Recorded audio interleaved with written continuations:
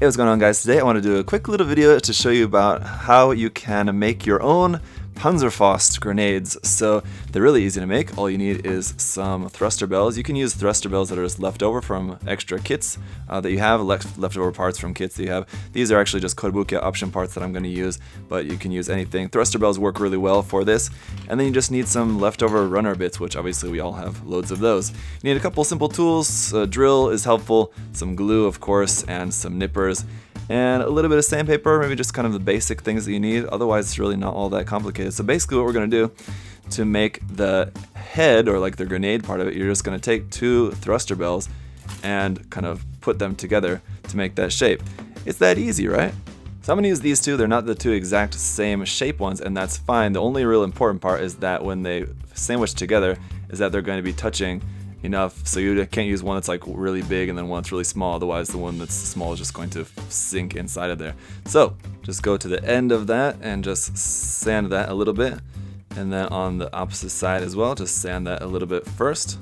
Then we're going to take our trusty Tamiya extra thin cement and simply just cement them together.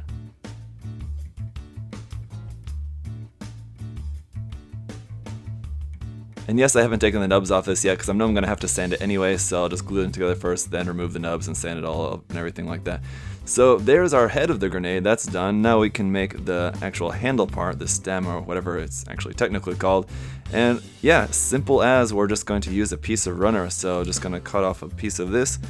Just needs to be as long as you need it to be, really. Luckily I've got this section here with only this little bit that I'm going to need to sand off, and that's about the length that I'm going to need it to be. So easy enough, just cut off that, and yeah, just sand off this little part here. And I want to make sure that at least on one end it's completely flat. On the other end doesn't really matter in this case because it's going to go up inside the head of the grenade, but I want this to be flat on the bottom because I'm going to make it a little bit fancy. I'm going to take this larger gauge of runner, I'm going to cut a little bit of that and stick it on the end, so it's got like a little bit of like a larger width there for a little just bit at the end of it, just to give it a little bit extra detail. Once again, just a little glue on here.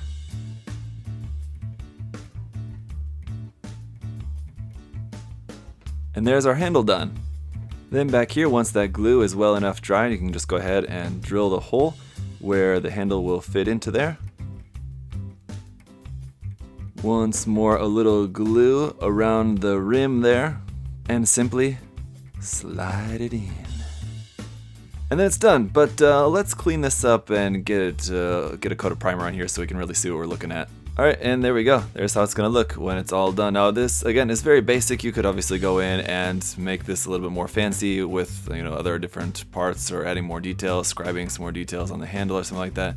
You could go for it however you want. This is just a simple tutorial just to show you guys how to make at least just the base form of just a simple Panzerfaust here. Now as you can see, I added a little handle on here because this is going to be a little weapon here for this little capsule kit, not capsule kit, capsule figure, Danboard figure here, that I wanted him to have a little Sturm Faust, and actually the handle's too long here.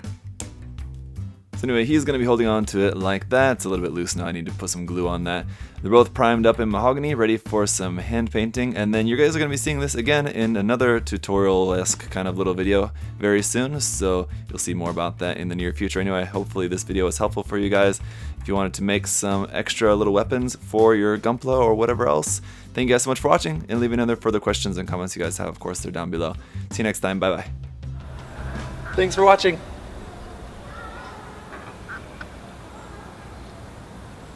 See you next time.